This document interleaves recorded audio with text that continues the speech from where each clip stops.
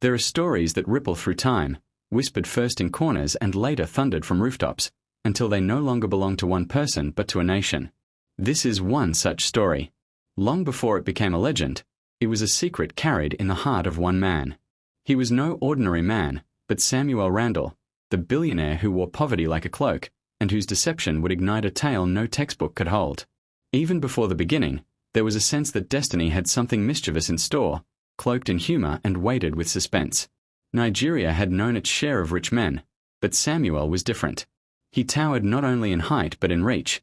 His company sprawled across industries like a web spun overnight.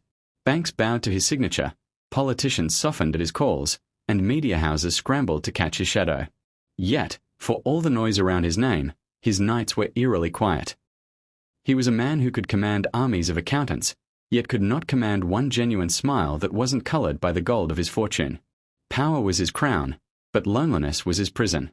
It is strange, almost comical, how a man with everything could feel emptier than one with nothing. Samuel often laughed at the irony in private, his chuckles echoing through the hollow chambers of his luxurious mansion.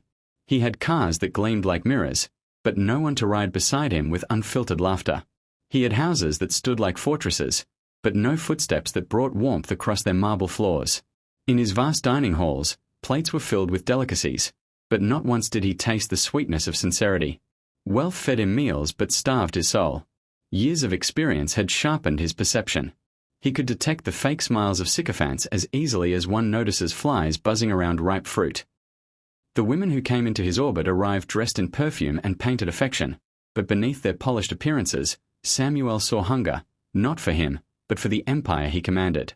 Each date ended the same: shallow laughter, borrowed compliments, and a void deep enough to swallow his hope whole. He longed for love that was blind to his billions, but everywhere he turned, his money introduced him before his heart could speak. The billionaire grew restless, and restlessness is a dangerous seed. It sprouts wild ideas, reckless experiments, and plans that make sense only in the mind of the desperate. Samuel's desperation was not for profit. He had more than he could spend in 3 lifetimes, but for truth.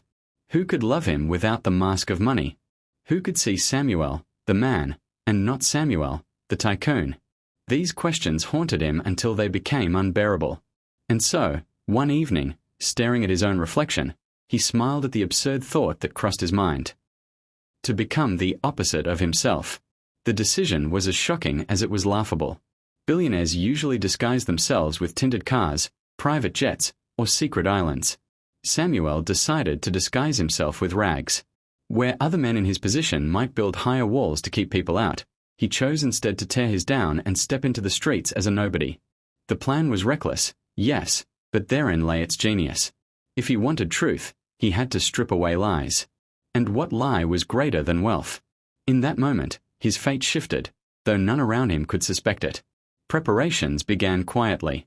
He ordered old clothes from a distant village, garments soaked with years of hardship. He refused his assistant's curiosity with the sharpness of his eyes. In a private chamber, he dirted his face with ash, rubbed dust into his hair, and bent his back until even the mirror struggled to recognize him. The polished billionaire vanished, and in his place stood a beggar. Wrinkled, broken, smelling faintly of forgotten corners. He examined his reflection and almost laughed aloud. This was his shield now, poverty as armor, anonymity as crown. His heart raced with anticipation. It is easy to laugh at such madness, but Samuel's madness carried method. His choice of battleground was deliberate: the university. It was a place teeming with youth, ambition, and raw humanity. There, he would not only be invisible but tested. Students, unfiltered in their judgments, would either show him kindness or cruelty. The university was a mirror of society, where masks fell off and true character often slipped out. Samuel knew that if love could bloom in such a place, amidst gossip and pride, then perhaps it would be real enough to silence his restless doubts. The day of his first entrance arrived with a nervous humor he had not felt since childhood. He left his mansion in the quiet of dawn, slipping past guards who did not recognize the hunched figure. As his driver, sworn to secrecy, dropped him far from the campus gate, Samuel's heart pounded. Each step on the dusty path felt like shedding another layer of wealth. Students bustled past, bags heavy with books, eyes glued to phones. No one looked twice at the ragged man shuffling toward the campus. The billionaire was gone. Only the beggar remained. What followed was a scene he would never forget. He had barely stepped onto the university grounds when whispers began, spreading like wildfire. Some students wrinkled their noses, others laughed openly. A group of boys shouted insults, treating him like a stain on their bright morning. Girls giggled behind manicured nails, their laughter sharp enough to slice. Samuel felt the sting but held his disguise. This was the experiment, after all. He had come to be scorned, to be rejected, to be unseen. Yet, in the storm of ridicule, he waited for the one person who might look closer. The air carried the scent of roasted corn and cheap perfume, mingled with the mocking laughter of those who treated him like entertainment. Samuel shuffled forward, his sandals slapping against the earth, his hunched figure inviting pity from none. He heard one student yell, "Leave this place, old man, you smell." Another tossed an empty plastic bottle at his feet, as if he were a dustbin. Each insult was a knife, but he bore them with calmness. He reminded himself that this pain was necessary. A billionaire learns nothing from flattery, only from fire. He sat beneath a large almond tree, the shade broken into patches by sunlight slipping through its leaves. Students streamed past, some throwing side glances, others pretending he didn't exist. It fascinated him, how invisibility came so easily once riches were stripped away. Hours passed, and still no warmth came his way. He began to wonder, was this the fate of all the poor in a world drunk on appearances? The humor of it twisted inside him. The man who could buy kingdoms was treated like trash because of rags. The irony was almost delicious. Just when his spirit was about to dim, a soft movement disrupted the cruelty. A young woman stopped in front of him, her school bag heavy on one shoulder. Unlike the others, she did not wrinkle her nose or roll her eyes. Instead, she dug into her pocket and pulled out a few crumpled Naira notes. She pressed them into his hand, as if it were the most natural act in the world. No hesitation, no performance, just kindness. Samuel froze. For the first time that day, his disguise trembled, not from shame, but from the warmth of unexpected humanity. Her name, he would later learn, was Ezinne. But in that moment, she was simply light breaking through the fog. She looked at him with eyes that carried no judgment, only empathy. Then she smiled briefly before continuing her way, leaving Samuel clutching the wrinkled notes like treasure. It wasn't the money. It was the dignity she had restored with that small gesture. Among hundreds who mocked, one had chosen mercy. He whispered a silent vow to return. If truth existed anywhere in this noisy world, perhaps it lived in that girl's heart. He would find out. The days that followed became a strange ritual. Samuel returned to the university grounds in the same rags, enduring fresh rounds of laughter, insults, and casual cruelty. Students became creative in their mockery. Some nicknamed him Stray Dog. Others invented stories, claiming he haunted the school to snatch food from careless hands. He listened, amused at how quickly rumors sprouted in fertile soil. Yet he returned, not because he enjoyed the humiliation, but because amidst the noise, Ezinne appeared again and again. Each time, she brought something small, water, coins, a nod of kindness. She was not wealthy. That much was obvious from her simple clothes, her tired face, and the way she balanced books with errands. Sometimes she struggled to pay her transport fare, yet still gave from her little. The more Samuel observed her, the more fascinated he became. Her kindness was not loud, not theatrical, but steady like a quiet flame. She did not care that her friends mocked her. Ezinne the beggar's nurse, they jeered. She only smiled, sometimes rolling her eyes at their shallow jokes, but never once abandoning the beggar under the tree. It became a game of patience. Samuel would sit silently as students bustled by, waiting for the rhythm of footsteps that told him she was near. He began to notice her habits, the way she paused to adjust her braids when nervous, the way she double-checked her purse before buying something. She carried herself with a quiet dignity that money could not buy. It stirred something in him, something long buried under skyscrapers of wealth. Could it be that this girl, this ordinary student, might hold the answer to the emptiness he had chased all his life? Curiosity grew like a vine in his chest. He wanted to know more, her name, her dreams, her battles. One afternoon, while she bought him water, she lingered and began to talk. She spoke of exams that drained her, of a small POS business she ran under a tree near the school gate to survive, of her mother's failing health back home. Samuel listened with careful silence, each word painting a picture of resilience. For the first time, He felt what it meant to be seen not as a billionaire or a beggar, but as a human being. He realized then how powerful listening could be. She spoke to him because he was safe, invisible, someone outside the gossiping circles of her peers. She shared her hopes of one day finishing school, starting her own business, and lifting her family out of poverty. Samuel nodded, pretending to be nothing more than a stranger in rags, but inside, his heart tightened. Here was a girl who gave without plenty, who dreamed without bitterness, who carried burdens yet still offered light. Each word she spoke was like a rope pulling him closer to the truth he sought. Still, the cruelty of others did not stop. Students laughed louder when they saw Ezinne hand him money or food. Some whispered that she was cursed with foolishness, wasting her time on a beggar who could never repay her. Samuel watched this with mixed emotions, anger at their cruelty, admiration at her courage, and amusement at their blindness. They could not see what he saw. They could not guess that beneath the dirt sat a man who could rewrite their futures with a signature. He held his silence, waiting, testing, knowing that one day the curtain would rise. On a certain Thursday, the jeers reached a new level. A group of students decided to chase him from the shade, clapping their hands like he was an animal intruding into human space. Samuel staggered away under their laughter, his disguise making him powerless to resist. Yet, before he could leave the grounds entirely, Ezinne hurried after him, pressing a bottle of cold water into his hands. She whispered nothing, offered no explanation, only smiled before jogging back to her stall. That moment seared into his heart. In her quiet defiance, she gave him the strength to continue. Samuel's disguise gave him access to truths money had hidden from him. He watched the arrogance of wealthier students who strutted around with borrowed pride. He noticed the small kindnesses of a few, often buried under the noise of cruelty. And he learned something deeper, that poverty was not only about lack of money, but about how society treated you when you had nothing to offer. Every insult carved new insight into him. The university became his classroom, the students his teachers, and humiliation his textbook. Yet, amid the lessons, one page always glowed brighter, Ezinne's kindness. He began to study her more deliberately. Her routine was disciplined: lectures in the morning, her small POS business in the afternoon, and study sessions at night.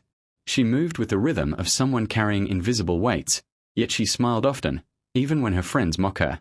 Samuel admired her resilience.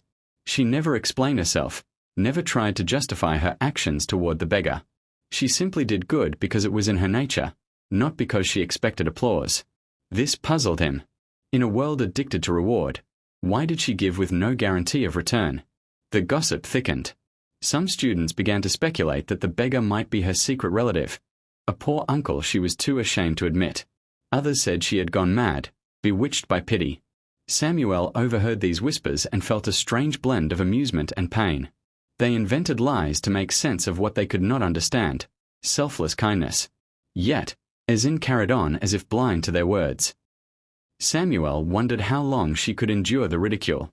Was her heart strong enough to outlast the cruelty of her peers? One afternoon, Samuel watched from the shade as Ezinne argued with a customer at her POS stand.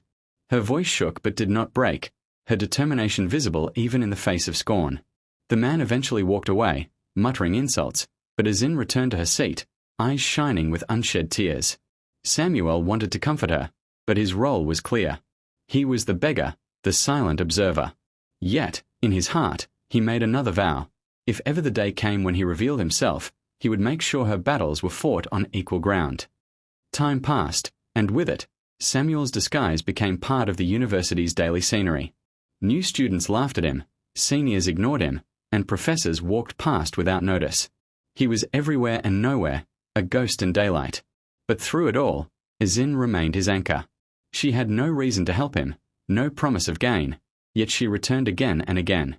It fascinated Samuel that a young woman with so little could teach him more about humanity than all his wealth had ever done. Every day in rags became a day of rediscovery. There were moments when Samuel questioned his plan. Was he being cruel to himself, forcing humiliation for the sake of truth? He could have tested people in gentler ways, staged encounters with hidden cameras, or paid strangers to play kindness. But deep down, he knew those methods would only bring staged results. What he sought was raw, unfiltered reality.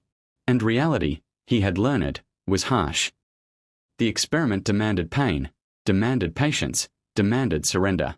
Each insult became a coin in the bank of truth, each act of kindness a rare jewel hidden in mud.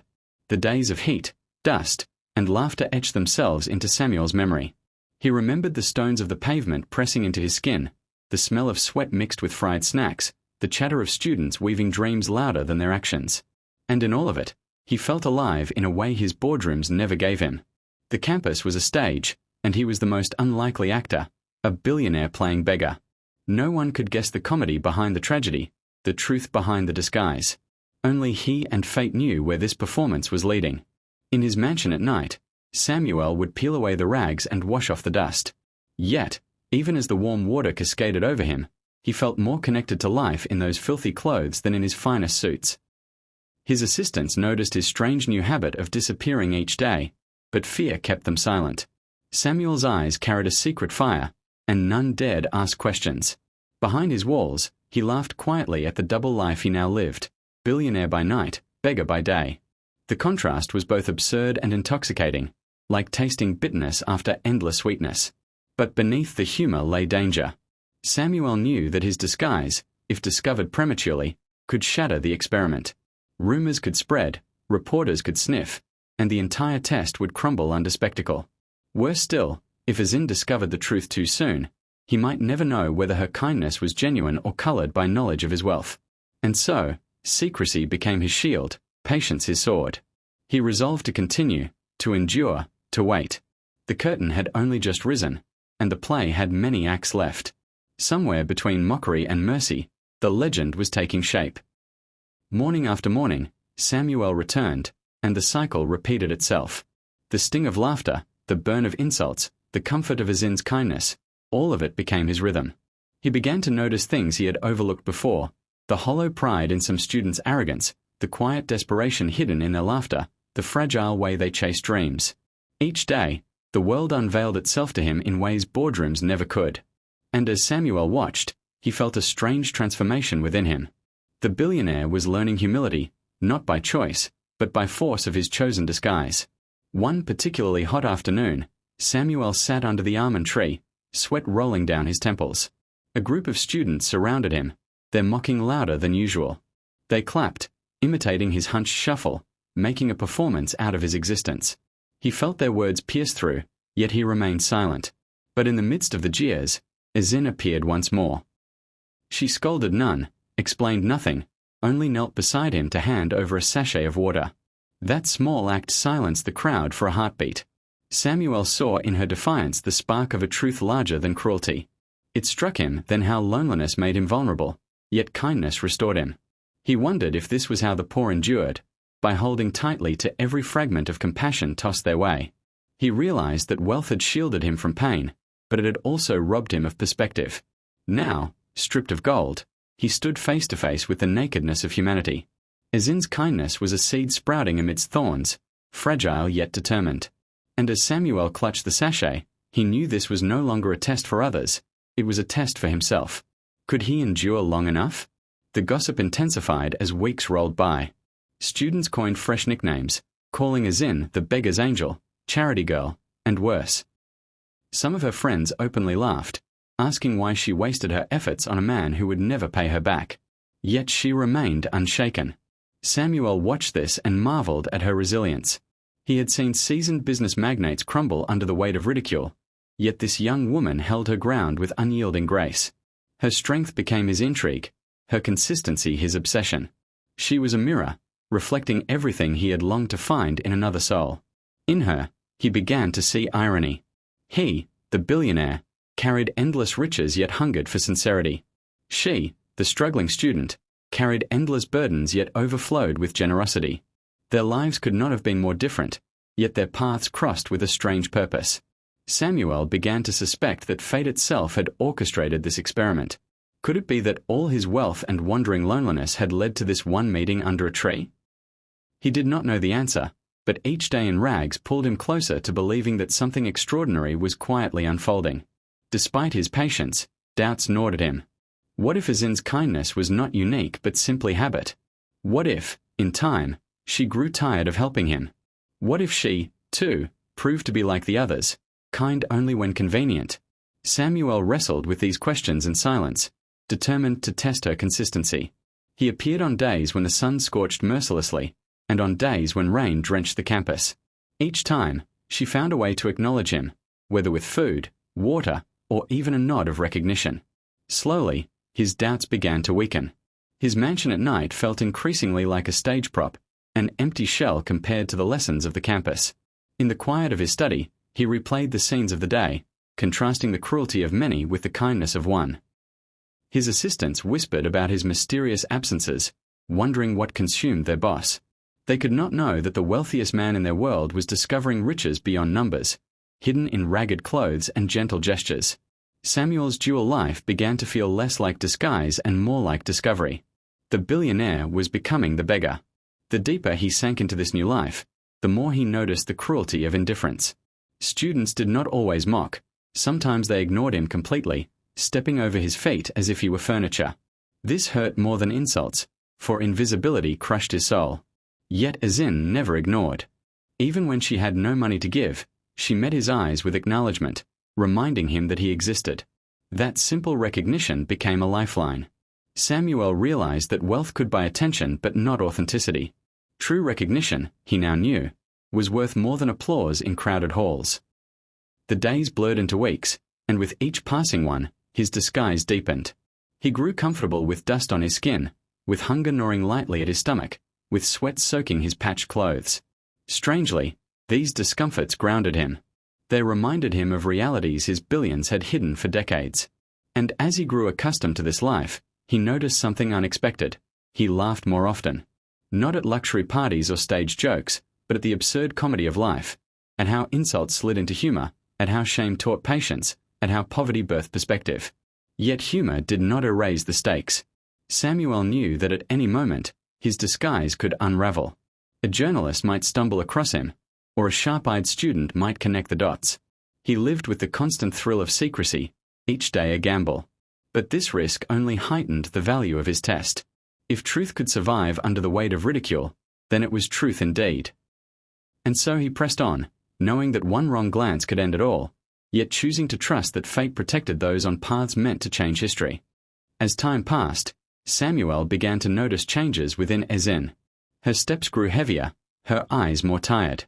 He realized she was carrying more than her own burdens. She was carrying the ridicule of her peers for helping him. Yet still she persisted. He wondered how much strength it took for a young woman to withstand so much mockery and still smile. It humbled him. He had crumbled at far less in the boardroom, yet she bore insults with grace. He admired her deeply, though he dared not reveal himself. The experiment demanded silence still. One evening, while the sun melted into the horizon, Samuel lingered near her POS stand. He watched as she counted her day's earnings, the coins and notes pitifully small for the hours she had spent under the scorching sun. Yet her face carried quiet pride, as if even the little was worth celebrating. He realized then that wealth was relative. To her, 10 naira carried weight. To him, billions carried emptiness. It was a paradox he could not escape. That joy came not from abundance, but from appreciation. And in Ezinne's quiet gratitude, he saw wealth untouchable by banks. His fascination grew into obsession. He craved her presence, her gestures, her resilience. Yet he knew he must not act on this obsession recklessly. One wrong move could shatter everything. He had to remain the beggar, the invisible witness, the silent student of her kindness. Each day became a battle between the billionaire's impatience and the beggar's humility. And slowly, Samuel found himself transformed. His hunger for truth outweighed his hunger for recognition. He was no longer testing her alone. He was testing himself. Could he continue to endure humiliation without breaking character? Could he wait until destiny revealed its hand? The whispers around campus grew louder. Students speculated about the beggar's origins, inventing tales of curses, madness, and misfortune. Some claimed he was a failed professor who had lost his mind.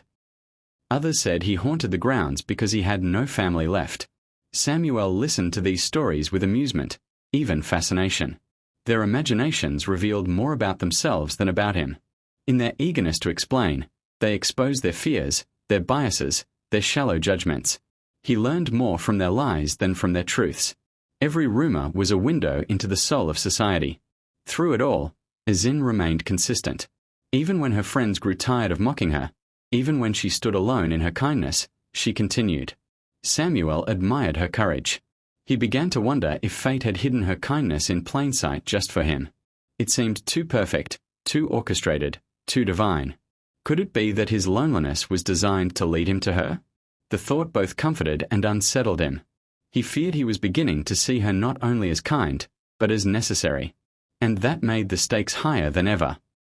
There were nights Samuel lay awake, staring at his ceiling, his mind replaying Ezinne's gestures. He realized he was no longer just testing kindness, he was craving it. Her actions had become the anchor that steadied his storm. He felt exposed, vulnerable, addicted to a generosity that asked for nothing in return. It frightened him. A man who owned empires was now dependent on the grace of one young woman. He wondered what would happen if she stopped. Would the legend end before it began? Would the beggar be unmasked too soon? These thoughts haunted his restless nights. On campus, however, he continued his role. He walked with slow steps, hunched shoulders, dust in his hair. Students continued their ridicule, but he no longer flinched. Their cruelty became background noise compared to the music of Ezinne's gestures. Sometimes she gave, sometimes she simply acknowledged, but each time, she restored his dignity. Samuel realized that power was not in wealth but in how you made others feel. And in that realization, he understood his own emptiness. He had built towers of gold, but none had given him what Ezinne gave freely, humanity. The days blended into routine, yet within the routine, suspense grew. Samuel knew that his test could not last forever. A climax loomed. One day, his identity would be revealed. He felt the weight of that inevitability pressing closer with each sunrise. How would Ezinne react? Would she feel betrayed by his disguise, or would she see the truth behind it? These questions gnawed him, yet he kept his silence. For now, the stage was not ready. The play must continue, the disguise must hold. The beggar's mask was not yet ready to fall. It was during one such day that Samuel realized how much the university had become his second world. He knew the rhythms of its laughter, the gossip of its corners, the arrogance of its wealthy students, and the struggles of its poor. He knew where the sun fell hottest at noon and where the shade lingered longest in the evening. He became part of its ecosystem, invisible yet present. And in this strange new world, he was not a billionaire. He was simply a man, searching for truth. And that truth, he sensed, was inching closer. At his mansion, the contrast grew sharper. His assistants continued their silence, but their unease was visible. Samuel no longer attended certain meetings, no longer entertained endless visitors. He preferred his disguise to his crown. Wealth had become heavy, burdensome, meaningless compared to the lightness of anonymity. He laughed often at the irony, a billionaire choosing rags over riches, and finding joy in the choice. Yet beneath the humor was suspense. How long could he balance these two worlds before they collided? Sooner or later, the beggar and the billionaire would meet on the same stage. Ezinne's presence became his compass. Each day he found himself drawn toward her stand, watching her handle customers, handle insults, handle exhaustion. She moved like someone used to carrying too much, yet she carried it with grace. Samuel saw in her a reflection of strength he had never known. His boardroom victories seemed hollow compared to her resilience under ridicule. He admired her deeply, though he dared not interfere. The experiment was fragile, the disguise essential. But in the shadows, he carried a silent promise that one day, the scales would tip and her kindness would be rewarded. Still, the ridicule she endured grew harsher. Some friends abandoned her, unwilling to share in the shame of her compassion. Samuel watched this and felt a fire build within him. He longed to reveal himself, to silence their laughter with one revelation. But patience held him back. The time was not yet right. For now, he endured the ache of watching her suffer for his sake, knowing that one day, her suffering would transform into triumph.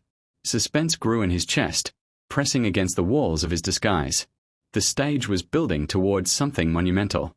In his private thoughts, Samuel often wondered how history would remember this experiment. Would they laugh at the absurdity of a billionaire dressing as a beggar? Or would they marvel at the courage it took to strip away riches in search of truth? He did not know. But he knew one thing: the story was no longer his alone. It belonged to Ezinne too. Her kindness had become the heartbeat of the tale, her resilience the anchor. And though she did not know it yet, she was walking into legend, one act of compassion at a time.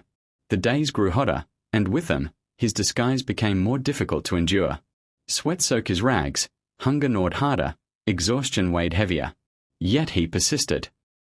Pain had become his teacher, teaching him humility, perspective, and patience. He realized that truth was never found in comfort. It was always born in struggle. And in his struggle, he discovered meaning. The billionaire was being remade in the fires of poverty, forged into something new. He was no longer simply searching for love. He was learning what it meant to be human. Suspense thickened with each passing week. The university buzzed with rumors about him, the beggar who refused to leave. Some predicted he would eventually be arrested. Others said he would simply vanish. None could guess the truth, that he was the richest man among them. Samuel found this irony delicious. He laughed quietly at their blindness, even as their cruelty stung. He held his disguise tightly, knowing that every insult added weight to the revelation to come. The bigger the ridicule now, the greater the shock later. And so, he endured, building suspense one humiliation at a time. One afternoon, as the sky threatened rain, Samuel sat under his familiar tree. The first drops fell, and students scattered, unwilling to be caught in the storm. Ezinne, however, paused. She rushed to him with an umbrella, shielding him from the rain while she stood in the wet. Samuel's heart tightened. Here was proof undeniable. Kindness that cost her comfort. Compassion that asked for nothing. He stared at her, overwhelmed, though his disguise kept him silent. That moment etched itself into his soul. The stakes were higher now, the suspense unbearable. He knew the legend was almost ready to unfold. At night, he lay awake, replaying the scene. The umbrella, the rain, the laughter of fleeing students, the quiet defiance of one young woman. He realized then that his search was over. He had found what he was looking for, not in grand gestures, but in quiet persistence. Ezinne was the answer to his restless hunger. Yet the story was not finished. The revelation still lay ahead. Samuel knew he must wait, must endure, must hold his disguise a little longer. The suspense was torture, but it was necessary. Legends are not built in haste, they are forged in patience. And so, he continued. Day after day, insult after insult, kindness after kindness. The cycle repeated, yet within the repetition, suspense grew thicker. The crowd mocked louder, Ezinne grew stronger, and Samuel grew more certain. The stage was building, the curtain rising, the climax approaching. He felt it in his bones, in the restless pounding of his heart. The billionaire beggar was no longer a disguise. It was a story in motion, a legend in the making. And though none knew it yet, the world was about to witness a revelation that would echo for generations. By now, Samuel had stopped questioning the purpose. He no longer wondered why he endured the insults or why he disguised himself. He knew. This was destiny. This was the path meant for him, the road that would turn his loneliness into legend. And at the center of it all was Ezinne. Her kindness had become the compass, guiding him through ridicule, anchoring him in patience. He waited for the moment when truth would break through the lies, when the beggar would vanish and the billionaire would rise. Until then, suspense was his closest companion. And so Section 1 neared its climax. The university laughed, unaware of the storm brewing. Ezinne carried her burdens, unaware of the reward coming. And Samuel endured, aware of everything yet revealing nothing. The suspense hung heavy, thick as harmattan dust, pressing on every scene. The stage was almost ready, the players in position, the audience unprepared. Soon, the curtain would lift. Soon, the beggar's rags would burn away, and the billionaire would rise. But not yet. For now, he waited. For now, the legend of the billionaire beggar was still sharpening its edge in silence. As the weeks stretched into months, Samuel's disguise no longer felt like a mask but a second skin. He moved with the rhythm of poverty, felt the weight of invisibility, and carried the sting of ridicule as if it were part of his bones. Yet, paradoxically, he also carried a strange joy. The campus had become his theater, the students his unwitting actors, and Ezinne the lone heroine. He saw her strength tested daily, and every act of kindness she gave stitched her deeper into his destiny. Samuel knew the story had reached the point of no return. The cruelty of others reached new depths. Some students began tossing stones at him for amusement, while others mocked Ezinne more boldly in front of her. Samuel endured silently, though inside he burned with fury. He could have ended their laughter with a single word, revealed his wealth, and shattered their arrogance. But he held back. The experiment had to run its course. The suspense had to stretch until it was unbearable. The more they mocked now, the sharper their shame would be later. Patience was his weapon, and he wielded it with quiet determination. There were days he doubted his endurance. Hunger gnawed at him, sweat drenched him, exhaustion pressed heavily on his shoulders. He thought of quitting, of ending the charade, of retreating to his mansion's comfort. But then he remembered Ezinne's face, her defiance in the midst of ridicule, her smile in the midst of weariness. If she could carry so much with so little, then surely he could carry this disguise with all his wealth behind him. Her strength fueled his persistence. Her kindness became his compass. Each day he stayed, the legend grew sharper. One afternoon, Samuel overheard students mocking Ezinne as she bought him bread. They sneered that she was wasting her life on a useless man. But Ezinne only smiled and walked away, refusing to dignify them with words. Samuel's chest tightened. In that moment, he realized the stakes were no longer just about discovering kindness. They were about protecting her dignity, about ensuring her kindness was never forgotten. He knew then that this story was not merely his search for love, it was the world's lesson in what true humanity looked like. And the world would soon learn. The weather grew harsher. The rains came heavy, flooding the walkways, drenching his rags. Still, he came. Students laughed at his soaked figure, yet Ezinne always found a way to help, handing him dry bread or sheltering him briefly with her umbrella. Samuel marveled at her consistency. It was easy to be kind in comfort, harder in storm. Yet she never faltered. Each act carved deeper proof into his heart. She was different. She was rare. And in her rare kindness, Samuel began to see not only companionship but hope for a world drowning in selfishness. Nights in his mansion became surreal.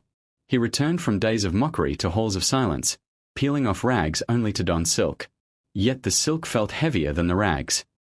He realized that wealth had become a burden, while poverty had freed him to see truth. He laughed bitterly at the irony, the billionaire who longed for the beggar's simplicity. His assistants avoided his gaze, too afraid to ask about his strange disappearances. If only they knew. If only the world knew. But soon, they would. The beggar's mask was nearing its appointed end. He began to prepare mentally for the revelation. He imagined the gasps, the silence, the shame that would sweep the students when they discovered the truth.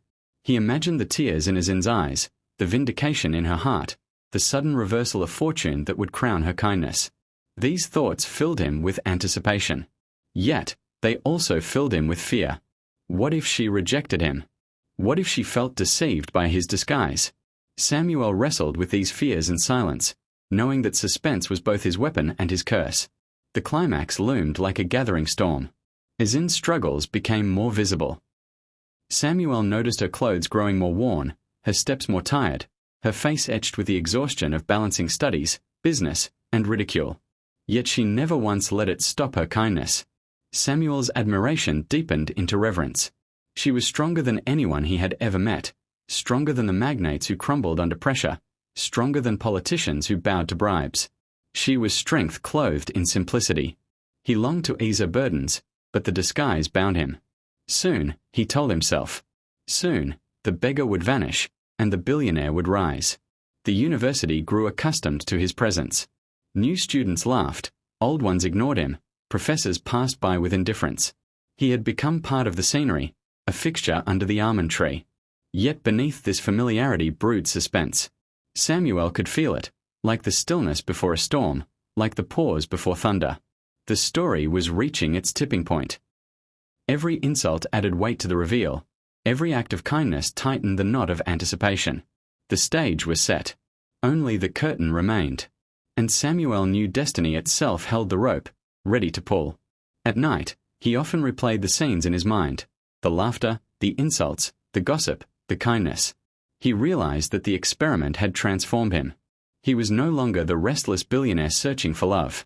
He was now a man reborn through humility, reshaped by the fire of mockery, and anchored by the kindness of one young woman. The beggar's rags had stripped him of arrogance, leaving behind something purer. Samuel smiled at the thought.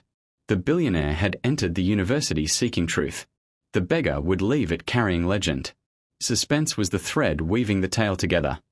The ridicule toward Ezinne grew harsher still. Some accused her of madness, others of seeking attention. Yet she bore it all with quiet dignity. Samuel watched, torn between admiration and rage. He wanted to end her suffering, to silence their mockery with the truth. But patience held him back. The time was not yet ripe. He knew that premature revelation would rob the story of its power. And so, he endured the agony of her suffering, promising himself that one day, her pain would transform into triumph. Suspense demanded silence, and Samuel obeyed. One rainy morning, Samuel sat shivering under the tree, water dripping from his hair. Students laughed as they passed, but Ezinne stopped. She handed him half of her lunch, soaked bread and beans wrapped in nylon. He accepted it silently, his throat tightening. In that moment, he realized he had been wrong about wealth all along. Wealth was not measured in billions, but in the willingness to share, even when you had little. Ezinne had nothing, yet she gave everything. Samuel's chest burned with gratitude. The beggar's hunger had become the billionaire's revelation. As the semester neared its close, whispers spread of a grand event, an extravagant show to be sponsored by none other than the legendary billionaire Samuel Randle. Students buzzed with excitement, eager to witness the glamour, the wealth, the spectacle. None suspected that the man they mocked daily was the very billionaire they awaited. Samuel listened to their chatter with quiet amusement. The stage was building itself, piece by piece, without his interference. Destiny was arranging the climax. The beggar's rags would soon be cast aside.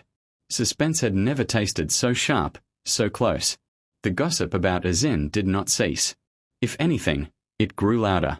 Some said she helped the beggar for show. Others claimed she was cursed with foolishness. Yet Samuel noticed something different. Her resilience no longer bent under the weight of mockery. She had grown stronger, bolder, almost untouchable. The more they mocked, the taller she stood. Samuel realized she was not only kind, she was courageous. And courage, he knew, was rarer than gold. In her courage, he found confirmation. She was not ordinary. She was extraordinary. And soon, the world would see it too. Night after night, Samuel's anticipation grew. He lay awake, imagining the moment of revelation. He pictured the stunned silence, the gasps, the shame, the vindication. He pictured Ezinne's tears, her relief, her triumph. These images consumed him. He was a man on the edge of unveiling, caught between fear and excitement. The suspense weighed heavily, but he welcomed it. For suspense was proof that the story was alive, breathing, growing. The beggar's mask had served its purpose.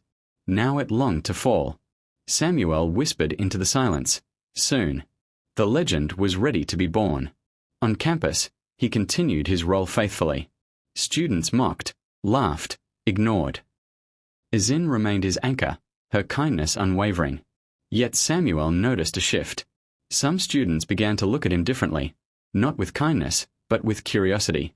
They wondered why he remained, why Ezinne persisted, why the story refused to fade. Suspense was leaking into their imaginations, twisting their whispers. Samuel smiled at this. Even without knowing the truth, they sensed something unusual. The story was writing itself into their bones. And soon, it would erupt. Suspense was the fire smoldering beneath the surface, waiting for explosion. The climax approached faster than Samuel expected. The event's posters plastered the university walls, announcing the billionaire's arrival. Students screamed in excitement, boasting of outfits, planning selfies, dreaming of proximity to power. Samuel chuckled quietly. If only they knew they had already been close, so close they insulted him daily. The irony tasted sweet. Suspense tightened its grip. The beggar's days were numbered. Soon, the almond tree would no longer shelter rags but memories. Samuel felt the weight of destiny pressing harder. The curtain was about to rise, and the audience was blind to the play they had been part of. At night, Samuel prepared. He inspected his suits, polished his shoes, rehearsed his speech. He knew the words he would say, the truth he would reveal, the lesson he would carve into their souls. Yet, deep inside, fear lingered. What if Ezinne felt betrayed? What if the disguise wounded her trust? These fears clawed at him, but he pressed them down. Suspense was a cruel master, but he obeyed. The story had to be told. The mask had to fall. And when it did, the world would never forget the billionaire who chose to become a beggar. On his final day in rags, Samuel sat under the almond tree longer than usual. He watched the students pass, listened to their laughter, inhaled the scent of roasted corn and fried beans. He wanted to remember it all. The insults, the dust, the sweat, the irony. For this chapter was ending. The beggar was about to die, and the billionaire would rise again. Yet he felt no joy, only a strange sadness. Poverty had taught him more than wealth ever did. The rags had been his crown, the insults his education. Letting go felt like betrayal. Ezinne appeared, carrying her familiar tired smile. She handed him a sachet of water, as always, with no hesitation. Samuel accepted it, his throat tightening. He wanted to tell her everything in that moment, to confess the truth, to end the suspense. But he held back. Not yet. Tomorrow would be the revelation. Tomorrow, her kindness would be crowned before all. Today, he remained silent, drinking her gift as if it were holy. The beggar's last act was gratitude. His disguise trembled with anticipation, ready to shatter. Suspense had reached its peak. Tomorrow, the legend would break. That night, Samuel lay awake, unable to sleep. His mind raced with images of the event. The lights, the crowd, the silence, the revelation. He rehearsed his words again and again, his heart pounding with nervous excitement. He was a man on the edge of history, about to step into legend. Suspense weighed heavily, pressing into his bones, refusing to let him rest. He knew tomorrow would change everything, not only for him, but for Ezinne, for the students, for the nation. The beggar's mask would fall. The billionaire's crown would return. And the world would never be the same. The morning arrived with a sky painted in gold. Samuel dressed in silence, his suit gleaming, his shoes polished, his reflection restored. Yet, as he looked into the mirror, he saw not the billionaire but the beggar staring back. The disguise had changed him. He was no longer the same man who had begun this experiment. He carried the scars of mockery, the weight of invisibility, the fire of truth. Suspense whispered in his ears, "Today is the day." He nodded to himself. The curtain was rising. The audience was ready. The play was about to end. At the university, the atmosphere was electric. Students buzzed with excitement, filling the halls, gossiping loudly about Samuel Randle's arrival. They dreamed of selfies, of favors, of proximity to power. None suspected the man they mocked daily was the very billionaire they awaited. The irony was delicious. Suspense wove through the air like electricity, tightening every heart, heightening every breath. Samuel entered quietly, unseen at first, his suit masking the beggar within. He moved toward the stage, his steps heavy with destiny. The audience roared, unaware they had been part of the greatest play of their lives. The lights flared, the music thundered, the students cheered. Samuel stood backstage, his heart pounding, his palms sweating. He had faced boardrooms of ruthless men, but never had he felt such fear. Suspense gnawed at him, pressing harder with every beat of the drums. He closed his eyes, inhaled deeply, and stepped forward. The crowd roared louder, eager for the billionaire's words. Yet Samuel smiled. They had no idea what was coming. The beggar within him laughed quietly, ready to reveal the truth.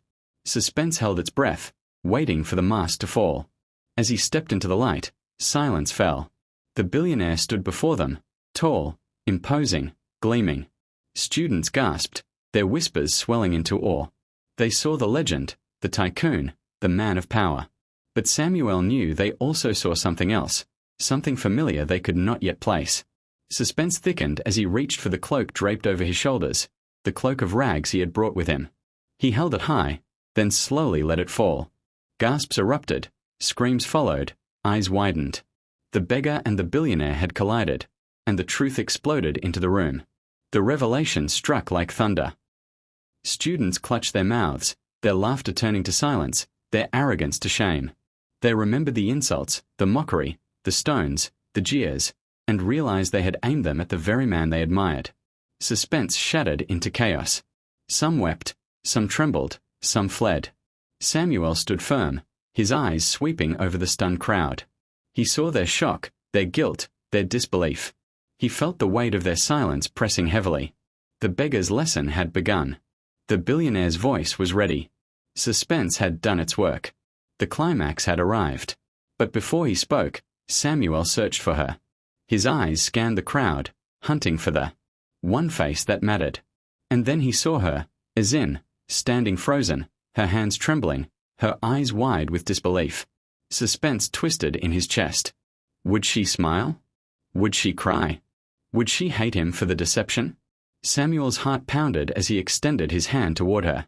The crowd gasped. He had chosen her, singled her out before all.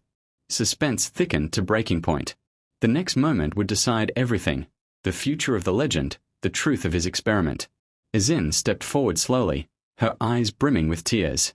The students whispered, pointing, their shock doubling. The same girl they mocked, the same girl they ridiculed for helping a beggar, was being called to the stage by the billionaire himself. Suspense gripped every soul, pressing silence into the hall. Samuel's hand trembled as she approached, his heart racing. The mask had fallen, but the verdict remained. Would she accept his gesture, or reject it? Would she crown his legend, or break it? Suspense held the room captive, waiting for her answer. She reached the stage, her steps shaky, her face streaked with tears. Samuel took her hand gently, raising it high before the stunned crowd. Gasps rippled through the hall, followed by silence so thick it felt alive. Suspense burst like lightning. Samuel spoke, his voice deep, carrying across the room. Only one among you saw beyond the rags. Only one showed kindness when all others mocked. His words sliced through their guilt, carving truth into their hearts. Suspense collapsed into revelation. The legend had been born, and its heroine had been chosen. The hall erupted in applause, shame mixing with awe, disbelief with wonder. Samuel stood tall, his hands still holding Ezinne's, his heart pounding with relief. The beggar's journey had ended, the billionaire's truth revealed. Suspense had carried the story to its climax, and now the legend began its descent into history. Ezinne wept openly, her tears shining in the light. The students bowed their heads, their laughter silenced forever. And Samuel, once lonely in his wealth, now stood crowned not by money, but by kindness. The billionaire beggar had become a legend, and the world would never forget.